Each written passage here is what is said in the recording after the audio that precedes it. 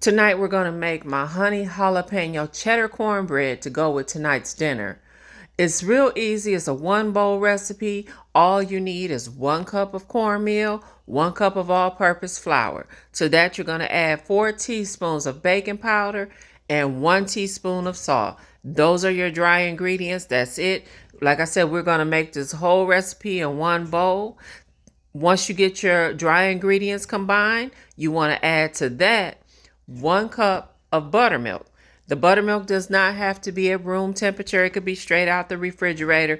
Either one will work. To the buttermilk, you want to add 2 large eggs.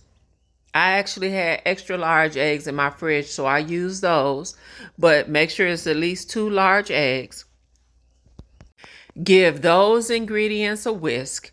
And then you want to add to that 5 tablespoons of melted butter.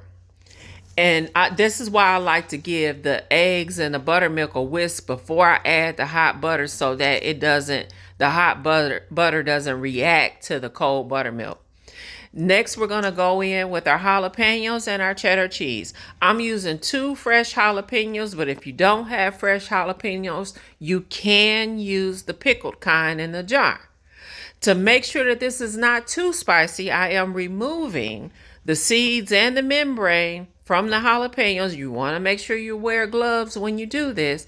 And I'm going to give the jalapenos a fine chop, about as fine as I can possibly get it.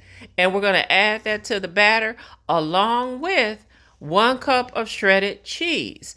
I use a mild cheddar cheese, but you can use a sharp if you like. Whatever your preference is, it doesn't really matter. Any of this will work. All the while, my oven is preheating at 400 degrees, and I also have my skillet in there with it. The last ingredient is our honey. I'm using 1/3 cup of honey. You can use up to a half a cup if you prefer it to be a more sweet, but I'm just going to use 1/3 of a cup. It's plenty sweet. And then we take our hot skillet out of the oven, and I'm going to add to that about a couple of tablespoons of vegetable oil to the hot skillet.